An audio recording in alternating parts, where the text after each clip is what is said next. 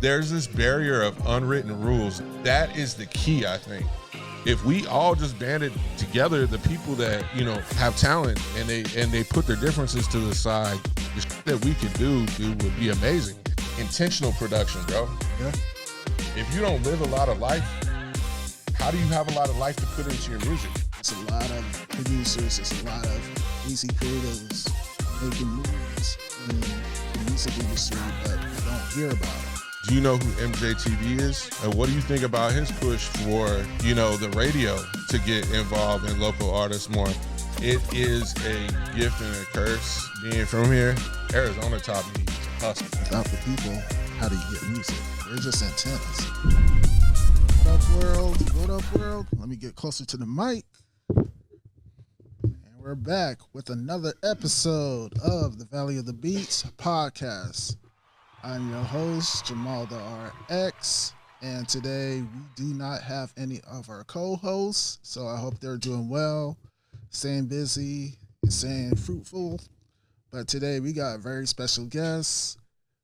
I heard this man on Ovalord radio. He had Kelsey and Ovalord going crazy over his beats, and we're here today to interview DaveHates808s. What up, man? How's it going, man? Good. How you doing, man? Chilling. So I definitely want to get into your name. How did you come up with that name? It's funny. Actually, it wasn't always DaveHates808s. I used to go by my last name. In Spanish, it means risk or danger. Oh, okay. And one of my homies who used to rap had this running joke because I told him and my friend Antoine that I didn't like it when older rappers were rapping on like trap or drill beats or 808s. Yeah. It felt like they were like trying to, you know, be the young cat in the club with skinny jeans on and fit in and not like actually do what they got famous for. Right. And so when they'd play like, you know, we would play music at my house, and when they'd play like a new Jay-Z verse or a Nas verse, and it was over like some trappy shit, I was like, I'm not really fucking with this. And so we used to always play FIFA over there, long story less long, and one of them, my homie Larry, changed my name to DaveHates808s. Okay. And I didn't know that your PlayStation links up with Twitch like that. Oh, okay. And so during the pandemic, when I would watch a lot of streams like Omari Jazz and other people, my name would pop up with that. And I forgot all about it. But then people would get like hella controversial over it. They either like loved it or hated it. And so I was just like, shit, I'll just roll with that. Yeah. Like, and just kept it. But it started as a gamer tag. Like some unintentional shit. Oh. Like I really don't have anything against 808s. I just think it's funny. Yeah.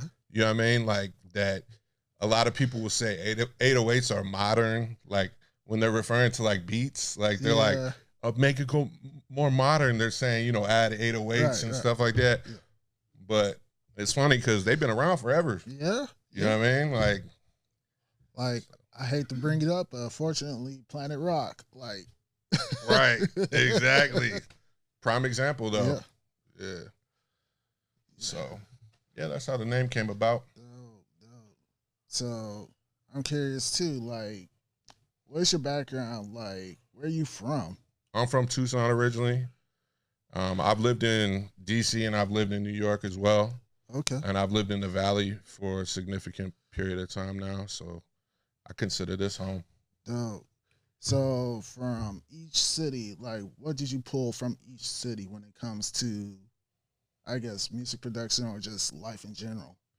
So with my music, I started producing probably around the age of like 20, 21. It was during the SoundClick era, or Get Rich or Die Trying just came out like around that era. Okay.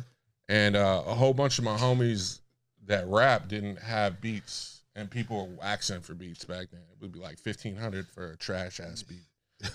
And nobody was trying to help you learn. And I was like, man, this can't be too difficult. And I bought like a little Boss 202 sampler, like a Triton LE, and taught myself like sequencing and sampling and stuff like that, and then eventually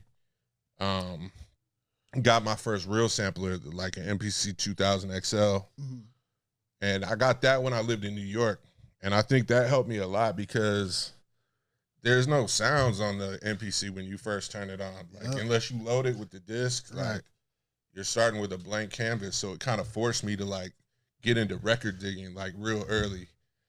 And in New York, there's tons of places to go dig for records. So it kind of got my feet wet like that. And then, you know, gradually I built up. I had an ASR 10. I had a Triton Studio. I had a mixing board. And then I got a Mac. And it's funny because one of the homies was like, you know, everything that you're doing in that ASR 10 and the MPC, you can do that in Fruity Loops. Yep. And I was like, what? He was like, yeah, just a MIDI controller, plug it in. You can chop just like that. You can recall everything. You don't have to, you know, write things down because, you know, in the MIDI era, when you got, you know, a Triton hooked up to your MPC and your sequencing, you got to write patches down for certain beats, have like a little book with your zip disk. And it's very cumbersome compared to just, you know, turning the computer on and opening a session and everything loads the way it was and you could just pick up where you left off. Right. Like, you spend most of the time back then, like, before you even start creating, if you're reloading a session, doing stuff that doesn't even pertain to creativity. Yeah, that's true. That is true. Like, I will say, like, with Fruity Loops, I just found it online. What's it, the download website? I don't know if it's still up, but it was like, oh, you can create music on here? I'm like, let me download this on, like, dial-up. It took forever, but I was able to download it, you know, run Did you have, like, LimeWire, Kazaa, or something like that? Yeah. All right. Like, that whole era, the early 2000s, like, that's how I actually got into beat making. Just going through Fruity Loops and then seeing Knife Wonder make beats off of that, and then Soulja Boy and so on and so forth. So that's dope, man. Yeah. So that's your primary DAW too, still? Is FL or? Yeah, but obviously I could jump from DAW to DAW. So like I got a 404 myself. I used to have a Motif, but I sold that already. There's this website called Audio Tool, and you can make beats on the website itself. Oh, like a web-based application. That's dope. Yeah. So. That's super dope. So what would you say is your go-to? Like if you had to pull it out just to make a beat and you were most comfortable. That'd be crazy to say, but I would say Fruity Loops. But if I had to pull out like a recorder, like an actual recorder, like cassette tape type of thing, I could make a beat. But FL, like if you would trust your intuition and that would be your first weapon of choice. That'd be the first weapon of choice. But if I had nothing, obviously I could jump into Logic. I could jump into Ableton because I'm all about learning how to work things. Being versatile, yeah. That's dope. I'm like that too. Like I have Logic and I have other programs too, but like FL is home, it's comfort. Yeah. But I would say I'm equally as comfortable on the MPC. Oh yeah. Yeah, because I had like the Touch, the Live, and I have the Live 2 now. Oh, okay. And so I've been with the software from when it transitioned from like the old MPC way to like then. And so I could still pull that out and feel like home, but I feel like the mixer in FL, you know what I mean, is miles ahead of that. Logic is pretty dope. Yeah. I like the mixer in Logic, but the reason I asked you that is because since you've seen the transition from like Kazaa, LimeWire, and like where people used to like ridicule FL. Yeah. I want to know your thoughts as a FL user. Okay. Of how people are kind of praising it now. Like it's like the standard, you know what I mean? Versus it was like the underdog. Here's the thing, like people still hating on FL, but I would say in general, like it is weird. like you gotta imagine, like, I don't know if you remember Beat Society. Yeah. And like producers like Knife Wonder, and I know there was another producer, they would just bring the whole computer set to the show and play beats off of that. Like that was crazy back then. But now it's like normal, you know? People just bring the laptops, people just bring the tablet, and just play beats. Like, do you know how crazy that is? That's like 20 years. Yeah. So, I mean, koala. One could say like koala and like shit like that too, yeah. like on tablets or phones, right? Yeah. People are able to just get busy anywhere they want. Yeah. Yeah, I think that's super dope. I always felt like when like early in production, like I was like, you know, you always have like these dreams, like if I have money, I'm gonna get this gear or I'm gonna do this thing, and it isn't necessarily because you think it's always gonna make you better, but it's the fun aspect of it, right? Like I was like, you know, having a field recorder, like I was like that was a dream, and now you can get a pocket field recorder. You don't even need a big ass boom arm and some dude with a tape thing carrying it around. You know what I mean? Like to pick up sound. So we're like really spoiled with technology and shit. Yeah, and it definitely changed music a lot. It's like it made some people better. It made more people get into music and music production, or it kind of made certain producers lazy, and that's a whole nother topic that we don't have enough time to get into. Hey, no worries. Touch on what you want. And thank you for allowing me to ask you those questions. You know, I just want to get some info about you because I think it's important for people that watch too to learn about you. So, like, I know I don't talk a whole lot about myself, but you know, anytime I can answer somebody's question, I'm down to do it because, yeah, I don't be talking too much. So, yeah. Hey, man, that's good, bro. Do you have any other stuff that you had planned that you wanted to discuss? Like, definitely. Like, I got a whole bunch of questions too. But let's get into Ovalord Radio, where I first heard you.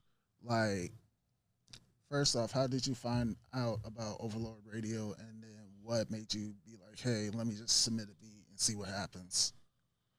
To give you the honest background, there is a little bit of a lengthy story that I can shorten and give you the most of that. So I would say with the music shit, I was actually taking a large break on music until the pandemic hit. And I remember I was telling you about Twitch and watching Omari Jazz. Yeah. Like Omari Jazz and his community on Discord is really like responsible for helping me get back into music when I was taking a huge break from it to be with my family and stuff like that. They just really gave me a lot of inspiration to approach music in a different way than I was by myself. And so I spent a lot of time with that community during the pandemic. And then shortly after, there was some life changes that happened. You know, I like sold a home and moved and some stuff. And I stopped going on Discord as much and hanging out with them.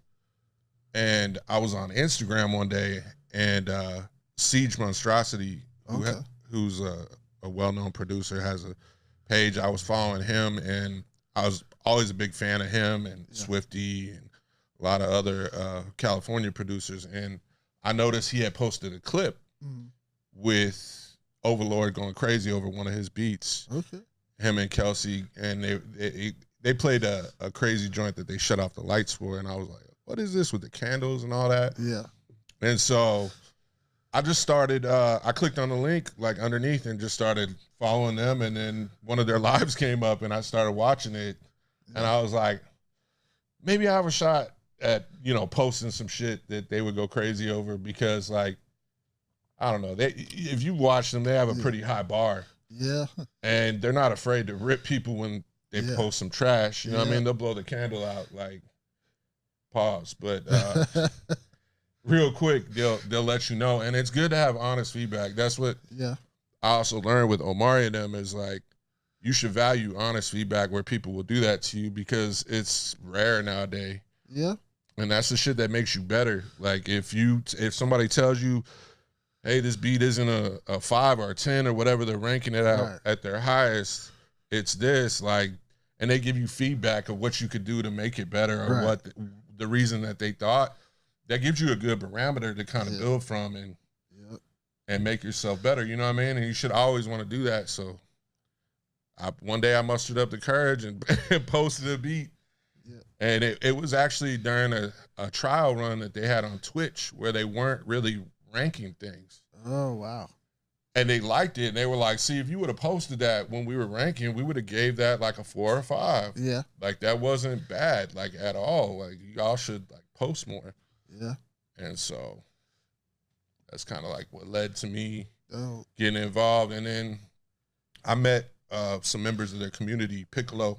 Oh, okay. On Discord, and we started chopping it up on there and getting to know each other. I met Donnell Smokes and a couple other people, and they were just super cool.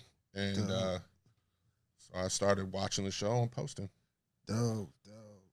Like, that's a dope origin story too, because it's like we don't really report on how we meet these producers or into certain things. Like, that's why we do this podcast, so people can know, so people can, be inspired or be like, hey, I want to work with DaveHates808s, So that's what we do this for.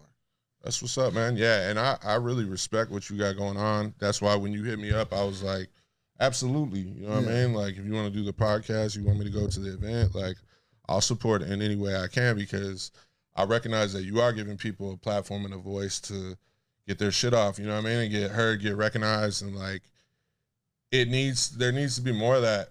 I don't know if you know, but there was this website called AZ Beats. Oh yeah. Right. And Blaze Rock used to run it. Okay. And I think Lost Perception, maybe, who did Mega Ran's Black Materia album, I guess, right? Yeah. And they were really big about the scene and trying to help people get exposure and stuff back before content was like really booming. Yeah. And I haven't really seen that type of push since that website went down. Yeah. I met a lot of cool people through there. I met Random through there. Okay. You know what I mean? I met DN3 through there, who's still the homie and like taught me a grip of shit. I owe him a lot too. Speaking about, producer origins and stuff, I spent a lot of time over with DN3 at his crib. He was the only other person I knew locally that used an MPC and like keyboards and shit that, had dope beats and knew what he was doing and had like a really good ear for shit. Like, so when I saw you were doing this and you hit me up and I was like, hell yeah. Like, I want to be involved and help in any way I can. I don't consider myself to be some crazy producer, but if I can help in any way, and you can help, bring rappers or singers or people my way too, that would help. Yeah. You know what I mean? Like, definitely. Like, that's definitely my goal. As far as like featuring you for the Open Ox, like I did that with Hexagon, who's actually in the building right now. Like, dope, super dope. So it's like anything I can do just to help producers or the music community in general, I'm down to do, because I've been doing my thing for like the past, it seems like 10 years. It actually is 10 years. Like, nice. So seeing all the changes and stuff like that, it's like it's time for Arizona to rise up, because we were speaking before we started filming. Like, there's a lot of producers, there's a lot of AZ creatives making moves in the music industry, but we don't hear about them. So let's actually get into that. Like, what's your feelings about that, where we have Arizona artists or artists that go to another place but don't want to claim Arizona like they should? See, as somebody that's from here, like we were talking about before we started recording, it is a gift and a curse being from here. I would say the gift is that you grow up really young when you're out here. Yeah. Burner talks about this in a recent interview, I think with Vlad TV, where he says, Arizona taught me to hustle and and really get active at a young age. Yeah. Because it's like that out here. You know what I mean? When you grow up, you're gonna be exposed to all kind of shit like really young, which is a gift and a curse, right? Yeah. Yeah.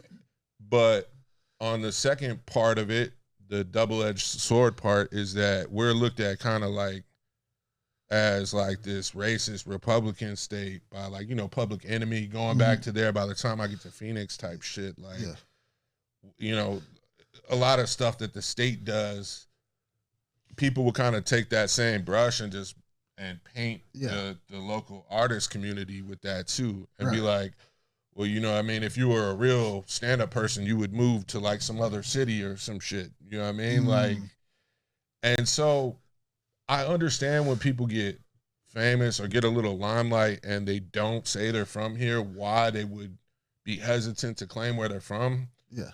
Because of that dark history, like, people are just trying to run away from it because they feel like our state is cursed. I mean, I don't want to get too far deep into it, but, you know, a lot of this land is Mexico, and of course before that, Native Americans. So I'm just saying. Right. Yeah. Yeah. No, I mean, it's the same shit with California, New Mexico, and Texas, though, right? Yep. You know, so, but they don't have the same kind of like curse as us. Like, there's people that are famous from Cali or Texas. You know what I'm saying? Like, there's not a lot of people that are artists that are appreciated or known for being from here. Right. Like Stevie Nicks is from here. Yep. You know what I'm saying? And Fleetwood Mac is like one of my favorite bands of all time and shit. Like, but you don't hear her like repping Arizona on her back. Like, you know what I mean? Yeah. David Spade is from here, right? Yeah. The dude from Fun, what's his name? He's from out here too. He's got like a Grammy and shit. Okay. And a solo album and all that. And you don't hear him like really rep us at all either. Yeah.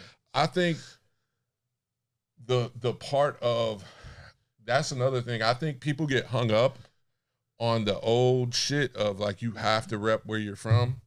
Back in the era of like the early 2000s, 90s, where you had to like really be like, I'm from here, and like shout out your zip code and all that shit. I think that plays a part into it too. Like, a lot of newer acts that might be making it aren't intentionally omitting where they're from. They just don't think it matters. You know what I mean? On the grand scheme of things. But as long as people from here are doing shit collectively in high quality, with a high output together, and they're not hating on each other, and they're actually putting good music out. Right. If everybody just did that, you wouldn't even need to say shit about our state. It would just blow the fuck up. Right. That's what happened in Atlanta. Yeah, that's true. Like, when Atlanta came through, what was it, like 94? It seemed like it happened in 94. We started seeing more Atlanta acts, you know, especially in the rap scene, come through. R&B. Yep. TLC and shit, right? Like, like, it's like since then, they still been running stuff. But I'm like, Arizona definitely got the talent here. I feel like, I don't want to say that either, but Arizona is its own thing. All we need is, like you said, that unity, that exposure, and just really going after it, and Arizona will definitely pop. Now, let me ask you a follow-up question to that, because I care about your opinion too. Okay. So, do you know who MJTV is? Yeah. And what do you think about his push for, you know, the radio to get involved in local artists more and play more local artists on the radio and give people exposure through that channel? Here's the thing, like, radio is its own system. So by him going to Power 98 and basically belittling whoever's the DJ over there, I think it's like Jello. He's been around for a minute, but, you know, belittling him and, you know, accusing him of not helping Arizona artists is kind of, how can I put this? It's a little silly, and it's like, there's a better way of doing that. Way better way of doing that than to just, you know, shoot it for content. Because if you were really about the people, then you would actually talk to somebody at Clear Channel, because radio is being run by Clear Channel, aka what's it, iHeartRadio, that whole system. So if you really want to make change, you got to go through iHeartRadio as opposed to the radio station. I think that's valid. That's valid to feel that way. I actually agree with him. I'm gonna take the controversial route and say that he has enough heart to go out there and challenge the status quo by doing it. Even if it seems wrong, the way that he's doing it or not politically correct. If you think about any revolution, like if we're getting deep like into war and shit, like things for political systems that actually broke it, made change. There was some sort of violence or some type of shit that happened. Right now, I'm not calling for him to have violence, right? Okay. But not being politically correct would be along the same lines of like, hey, fuck you type shit. Like where instead of being like, oh, please play our shit, like, you know, being on some, you guys don't give a fuck about local artists. You never did. You know what I mean? And calling them out their shit, like, it gives them more incentive to put a battery in their back to maybe be more conscious of it. Because I remember like in the, what was it, early or late 90s, early 2000s, like they used to play Nasty Boy Click and like MC Magic and shit on there. Like they used to put local artists in regular rotation there. And it's like, if other markets are still doing that, LA, you know, MJTV made an example of, Chicago, some of the other places that are still doing that. What makes them so different? You know, Phoenix is a large city. There's a lot, like you said, untapped talent out here and people that deserve respect, or even people that did have involvement in records that were from out here. Like maybe shine light on them. Like, hey, so-and-so's doing it big. Like recognize some shit. Like that goes a long way because that platform is still a platform that people use on a daily basis. They turn the radio on. They don't want to think about pairing their Bluetooth to their car. My wife definitely listens to the radio. You know what I mean? Like she's part of the demographic that might catch a song from a local artist and be like, oh, what's this shit? Like, let me add it to my Apple Music. You know what I mean? Like it really is a valid outlet. And I feel like he's making a stance, whether certain, you know, tactics that he's using to try to achieve that may come off harsh or rash. At least he's trying. Yeah. Like I said, it's like at the end of the day, I definitely would like to talk to MJ2 on the Control Room podcast. I would love that. So I would love to see that. Yeah. I would love to see that. I feel like he's a good advocate for the state. You know what I mean?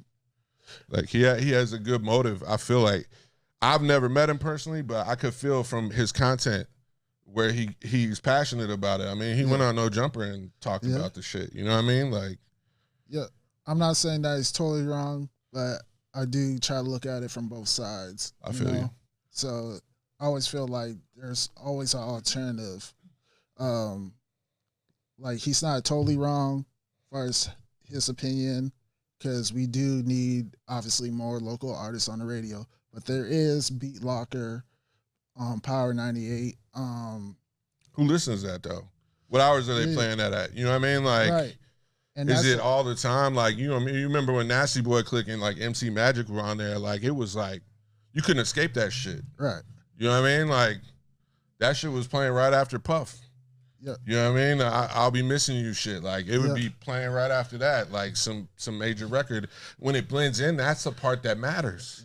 Because when you got a bunch of underground playlist shit and you just throw somebody local on there, they're not really getting the same type of level of support or shine that other people are. You know what I mean? Like, it's just different. And I feel like that's a big part of it.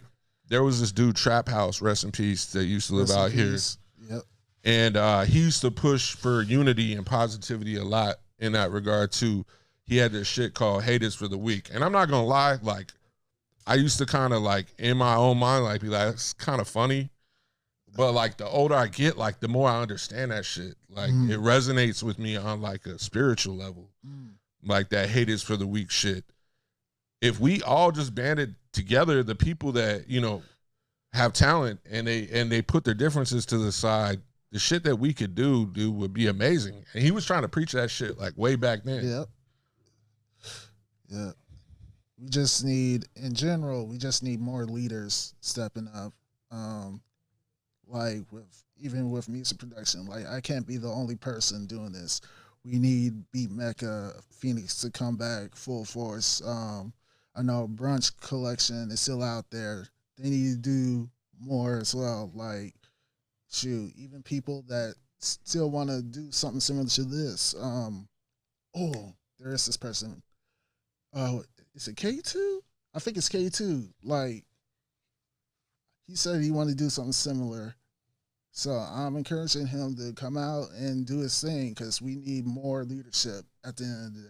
So, but you know what really I think will help additionally make the producer community shine out here what's that? Is records with local artists that are good too. So like there needs to be some shit where it's not just a showcase. Like the one thing you did that you posted where you had an MC and a producer team up, I forget what that was, but on your page, I could have swore I saw something like that. Maybe I'm mistaken here.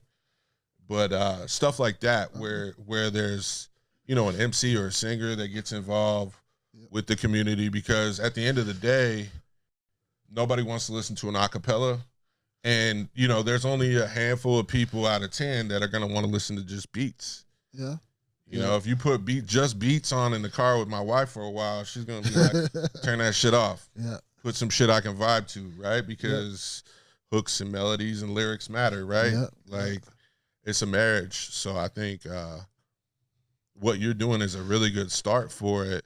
And I think you actually have a lot more opportunity and power than you think. Yeah. From what you have created. And I think building on that consistently is just going to be key. You don't necessarily need all the people that you named either. Yeah, that's true. Look, you got me. I don't come out for shit for anybody. Like, it's hard to get.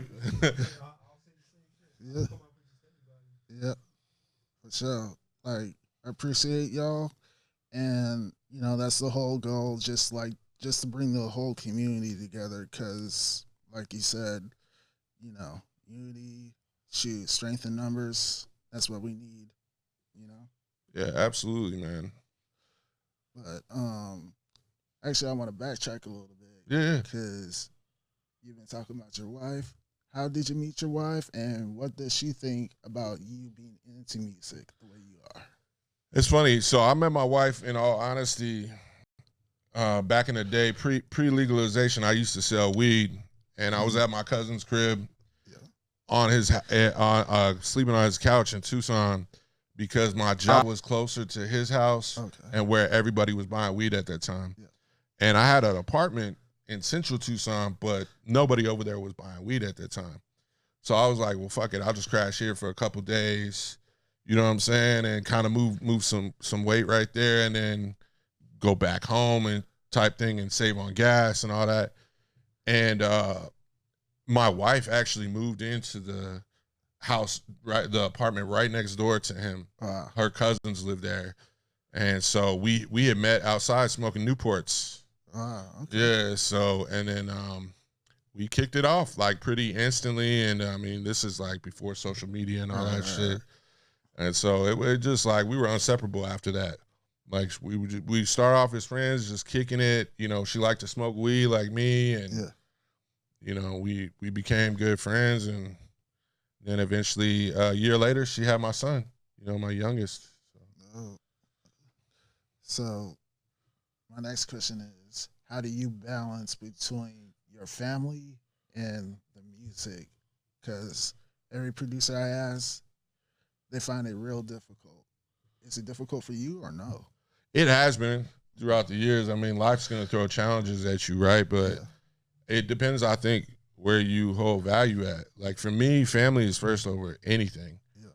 And I think we were kind of talking about that before we got on, where I was saying, you know, when you are willing to make a sacrifice, like, and you talk about a legacy, whether you're chasing your dream or you know, a family, I always feel like a family is more valuable than anything. Yeah. Right? You know, there's people that you can see that are super famous that get to the end of everything. Yeah. And what is the one thing that they always bring up? I wish I spent more time with my family. Yep. I have regrets, this or that. I don't have any regrets, because all the shit I sacrificed is for my family. I probably could have got, like I told you, a lot further in music. I could be a lot more well-known now. I could have a larger catalog of beats. Yeah. But then, you know, I would have sacrificed a lot of shit with my kid, my wife, and shit that matters more to me in the long run. Right. So even though I love music and that shit is like therapy to me, and it's like my number one love, I love my wife and my son more. Yeah. So, does that kind of answer? Yes, that's a dope answer too. And I think that everybody should look at their situation like that. Like music, obviously, is great, but there's more to life than just music. Right. So I've gotten flack for that too. Really? I remember, people would do like some sneak diss shit towards me on Instagram or like certain threads, people that were following me, because I would advocate for people on there to put their self and their finances and their life ahead of the music shit frequently. And like, don't get me wrong, it's cool to be passionate about shit and love it and go on music, but how many people are out there preaching the opposite? Saying, quit your day job, put everything you have into music, and then this person ends up homeless or fucked in life, and they don't have shit. Maybe they get older and they realize, like, shit was really hard, and I wasn't really as talented as I thought. Maybe being the other voice to that, like, hey, be aware of yourself financially. Right. Save money from your job, put it in the stock market, grow your money, make shit happen for you, build a family. Like, all that shit is, like, more important at the end of the day than a dope beat. Yeah. Like, the dope beat could be the soundtrack to your shit out of there. And honestly, where this is going to take me is the shit that actually made me a better producer. Intentional production, bro. Yeah. If you don't live a lot of life, how do you have a lot of life to put into your music? Yep. The greatest shit that you love in music, it all has intention. Whether it be songwriting, singing, rapping, the beat itself, even classical shit. Like, if you listen to classical music, if you're a fan, like the build-ups and shit that the composer wrote, he was going through some shit in life when he wrote that. You know what I'm saying? Like, the best shit you're ever going to do is going to involve living a little bit of life and putting that life into your music too. Right. Because unfortunately, there's a lot of producers that stay at home, make beats all day, and then wonder why their stuff still sounds the same or not improved. Like you said, you got to go out, you got to touch grass, visit people, learn from other producers, learn from other musicians, go on vacation with your family, friends, whatever. All that's going to come into your work. Right. So, well, it's really hard for producers to do that shit because there's this barrier, right? I've been dying to talk about this shit too. Okay. There's this barrier of unwritten rules. No ID kind of touched about it when he was talking to Don Cannon recently about Kanye sampling modern records. And saying, well, you can't do that. That breaks this rule. And Kanye's like, I don't give a fuck. I'll sample whatever I want. I'll do whatever I want. Like, there's no rules to this shit. Like, that is the key, I think, to a lot of shit. Because with producers, they want you to be an engineer, a mastering engineer, a sound designer, and a creative all at once, right? The producer got to they want you to go out into the woods, bro, and get the fucking log and carve that shit. And put deer skin on there and make your own fucking drum set. You know what I mean? Like, they expect you to, that's what I call lumberjack mentality. Yeah. Right? Because they want you to go out in the woods, bro, and fucking build it all from scratch and be Bill Burt, right? Right. Who's like the sound designer for Star Wars, right? Right. Like, well, I'm here to tell you, guess who fucking uses DJ Quick's drums? Right. Dr. Dre. Yeah. Did he go out and tell you that? Did you know that he used the majority of those drums on the Chronic or 50 Cent's album or all this shit until now? No, because nobody talked about it until DJ Quick brought it up and said, those are my drums. Right. Right? So people were doing that shit from the beginning of time. You know what I mean? They were sharing shit. Back when shit wasn't readily accessible, people were still sharing. They would hire session musicians. People were taking these shortcuts that purists will sit there and say, oh, no, you can't use Splice. You can't use a drum set. I can't use Hexagon's drums, even though they might be doper than mine, to make a doper beat. Yeah. Do you think a chef gives a shit about if he made the original sauce or grew the truffle or rosemary that he's using in his recipe, or if he went to the best source to get that shit. I feel like a lot of people sit there and kill potential or talent that they have by doing that, by having that lumberjack mentality and going out there and thinking they got to carve everything from wood. And I feel like that was the thing that helped progress me more, was understanding what to delegate, what I was good at, what my strong suits were, and what wasn't. Right. You know what I mean? Were these drums elevated? If I call Farnell Newton to play this flugelhorn on here, and he's been playing horns his whole damn life, and traveled with neo soul bands and played, will that shit sound better than me trying to use a VST or some sample off the internet? Yeah. If I hire this keyboard dude from Brazil, Felipe Ribeiro, to play keys on my shit, will it sound better? Will it elevate it? Will it take it to the level I'm trying to get? Right. Or me playing VST, does that have to be all by Dave? And I feel like people fall victim to the latter. You know what I mean? I agree. They'll be like, it has to be all me. Has to be this and that. And you know what? The people you're going up against, they're not playing fair. They're not doing that shit. They're doing the former. They're doing what I said. They're calling the right people that have the right talents to make the right sound on their shit, to elevate it, to bring it, because they're doing what's best for the song, not what's best for me. Right. So hopefully that. Yeah, there's been a lot of talk about that in the producer community.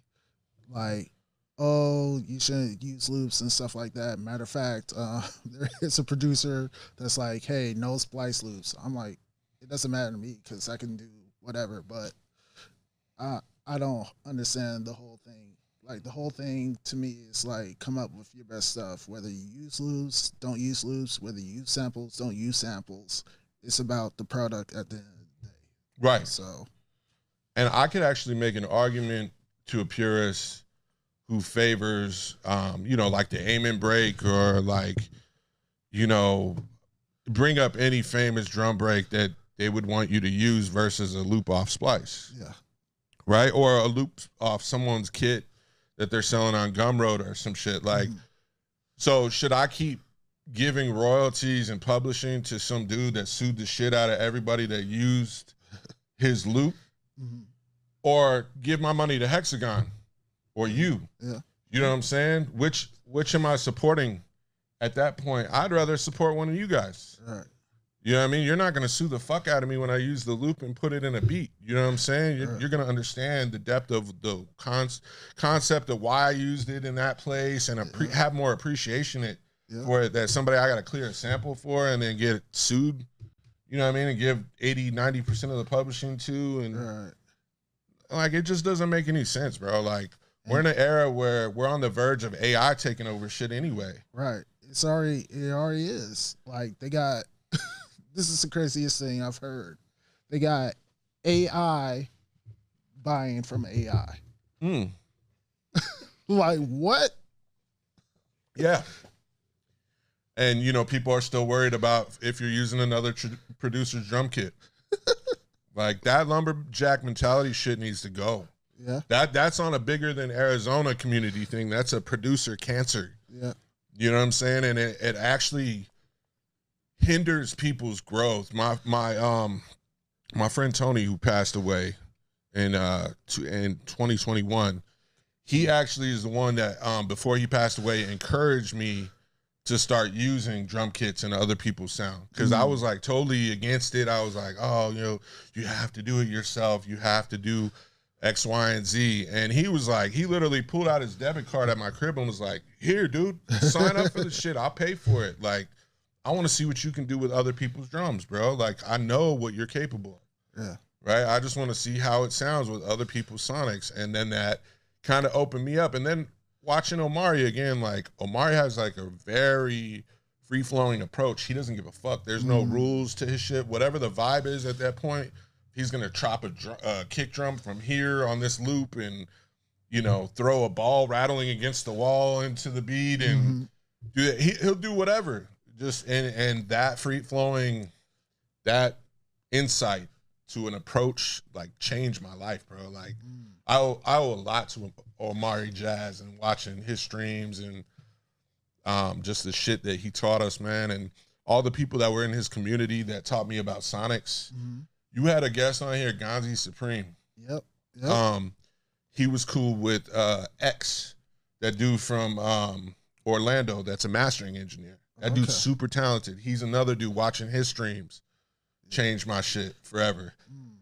The techniques that he taught us, the stuff that you know, at the time, I'm not gonna lie, I kind of took for granted because I was in a fucked up place mentally when I was learning from that shit. Like, I should have just watched every single thing that they ever did, because every one that I did watch added some sort of value to help me level up to where I am today. So yeah, and to me, every producer should, you know, learn from another producer or another engineer. Like, it'll improve your stuff quickly. Like, I want to give a shout out to Kels with the Heat.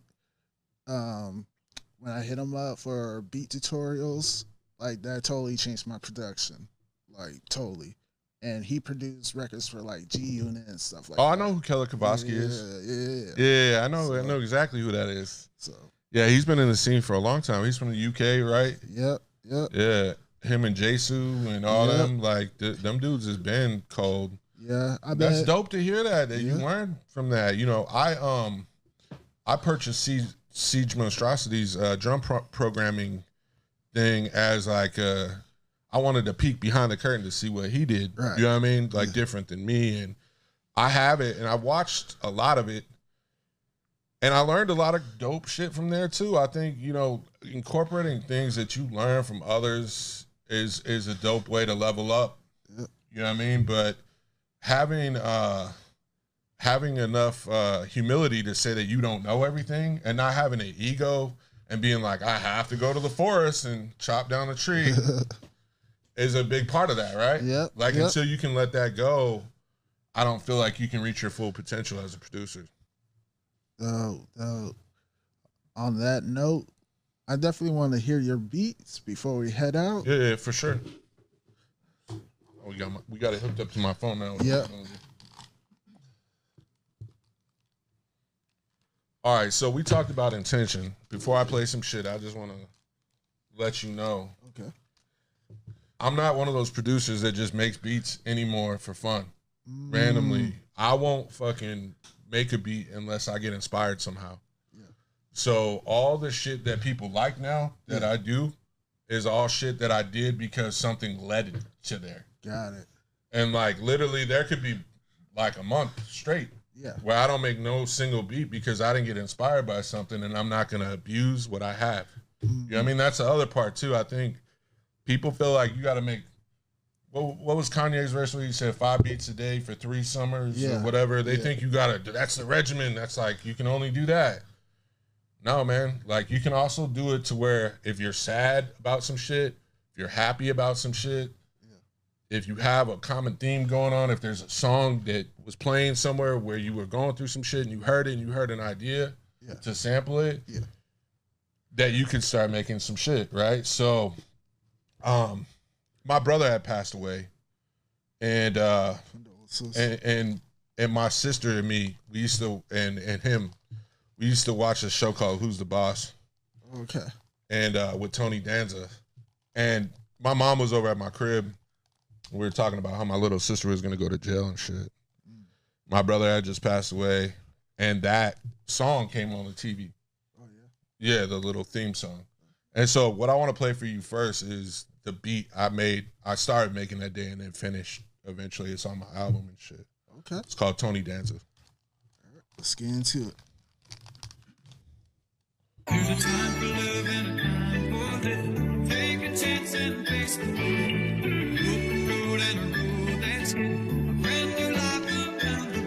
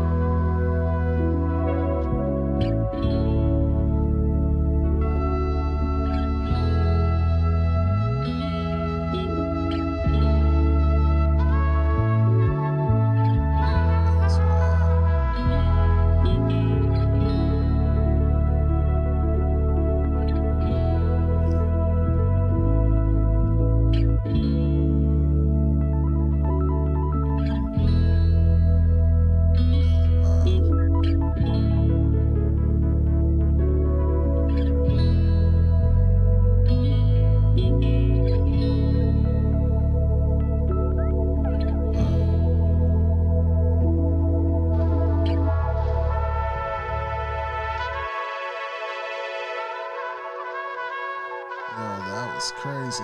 Like, if Who the Boss came, they gotta hit you up. Like, yo, we need that. There's no samples on the end of there. That's my man Farnell Newton. I said Shout out really to dope him. on the horns. Hit him up if you need work. Dope. He's dope. Felipe Ribeiro on the keys. I found him on Fiverr. He's from Brazil. Wow. Okay. You know what I'm saying? Like, I even got a live bass player. I think Jay Clive on there as well. Dope. So Yeah, all that. Like, you can hear everything. Everything's clear. Everybody did their thing. All the musicians on there. That was crazy. thanks, bro. Yeah. I appreciate that. I mean, I still had to put shit to work. You know what I mean? Like, when they play it, it ain't gonna be. You gotta edit shit and move it. You know what I mean? You gotta process things and filter it. With Farnell, not as much. You know what I mean? He's pretty on point. He's done a lot of session work, but some of the keys there, you know, it wasn't in the same place. You know what I mean? I moved a lot of stuff around and filtered and processed a lot of stuff. Just hours spending and shit. And that's the other thing too, is I figured, you know, instead of spending hours making 5 beats a day for 3 summers, spend 5 days a week working on one thing that you really believe in and polish it up and get it to the point where it's final, where you're proud of it. You know what I mean? Like, so yeah, that's one of the ones that I'm really proud of. Another one I wanted to play for you right here, which I enlisted the same people for.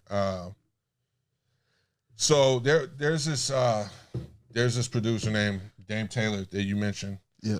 And he had this podcast where or a live stream where he was talking to this guy who was like going through all these problems. I won't put dude's business out there, but there was a portion of the stream where he said, you know, you kind of got to have a faith and like believe in God and, you know what I mean? Believe in yourself and your dreams and your things from a point that isn't even realistic at a certain point, right? Like to succeed in music and to do things. And I thought of that, and I also thought a lot of faith-based, like believing in yourself and having confidence to do shit is dead nowadays with social media. Like, people look at other people's lives and compare their shit to it. And I had a nephew that was going through homelessness at the time. You know what I mean? And I didn't have the means to help him because he was in a legal situation where it kind of forced him to be homeless or he would be in jail type shit. And so I kind of made this beat based on that. I had the sample, but when Dame was talking to that dude, it brought back the memory of that sample, and I was going through that at the time and trying to guide him and help him. So I made this next joint, which is kind of like a R&B joint. Okay. And it's not on my album on Apple Music or Spotify, but it's on Bandcamp. So. Dope.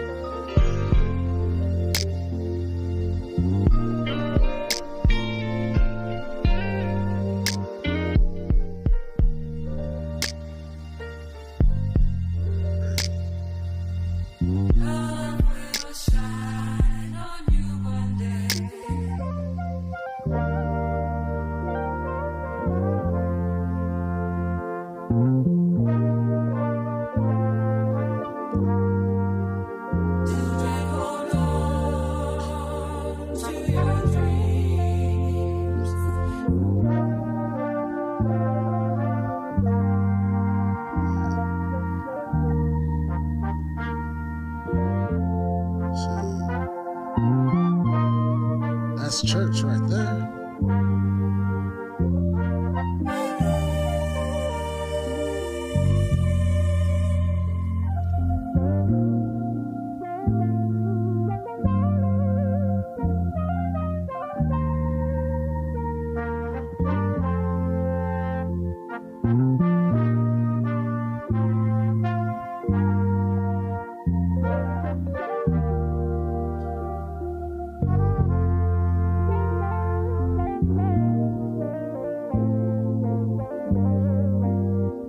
You know, sometimes the obstacles in life can really knock you down. Yeah. And life will really make you feel that don't nobody give a damn. I know it's hard. And it's cold and unfair. But if you keep one thing in your mind, and that thing is that whatever you do, you can make it. And just trust in yourself and hold on to your dreams, because your dreams are the future of this world. Let it show you. Let it show you the way, yeah. And the church said, amen. That was crazy. For real. Like, Tay, Sky, I wish you guys were here. But yeah, because both of them would have gone crazy over that too. But Hey, that man, was dope. I'm glad you liked it. Yeah, I'm glad you're here. I'm glad everybody's here. for sure, for sure. Man, I definitely gotta you know Big Baby, right? The producer. Man, I gotta hook you up with him. Like, yeah. He's alien like you. Oh yeah. Yeah, Yeah, man. Link us up, man. for sure. Make it happen, bro. I'll definitely make it happen. Before we head out, is there anybody that you want to shout out? Yeah, shout out God, man. Shout out to God. Yeah, you know, for all the people out there, bro, like having faith is important in your life, man. You know, people think that just because, you know, you may have had a bad past or a fucked up life, you know, even me using that in this context, if you go back and you read any biblical scripture, you know, Jesus was hanging with people that weren't necessarily the, you know, Right. sharpest dress on Sunday, if you will. You know what I mean? Like, and having faith is important, man. Believe in yourself. Believe, you know, love your family, bro. Yeah. Love, you know, if you have kids, if you have a wife, if you have parents, cherish that shit, man. You know, music's important, but that shit isn't more important. Right. Because really, it's like family, friends, you know, the people is really what all you got. Yeah. Like, shoot, matter of fact, without the people, how do you get music? Right. And do you think on some more deeper shit, do you think that every thought or idea that you ever came up with musically came from you? Right. You know what I mean? When people, I used to joke around with people win Grammys and shit. They're like, I'm just a vessel. Like, you know, I was like, oh, that's like some hippie talk when you get rich. That happens, you know what I'm saying? But after you like make some shit and you like, and you're feeling it in the moment that you're like super proud of, like, you know, there's a part of that shit that didn't even come from you. Right. Like, right. You can recognize that shit right there. Like, there's a reason, like, later at night, people make music. Yep. Like, all the way through the morning, they say, like, that's when the veil is the thinnest between the afterlife and, like, us and shit. Like, I honestly believe there's some truth to that shit. Yeah. Like, I forgot what producer said this, but we're just antennas. Right. That's some ill shit. Yeah. That's a bar right there. Yeah. On that note, DaveHates808, thank you for coming through. Thanks, Jamal. Appreciate you having me through. It means a lot, for real. And we definitely going to see you at the Open Ox. Yeah, you're going to see me there. I'll keep my promise, man. May 1st, DaveHates808. You got to check him out. On that note, we are out. This is the Valley of the Beats podcast. Peace. Dope. Thanks, man. No Appreciate problem. that. Hopefully I did you, Shoot, like we got plenty from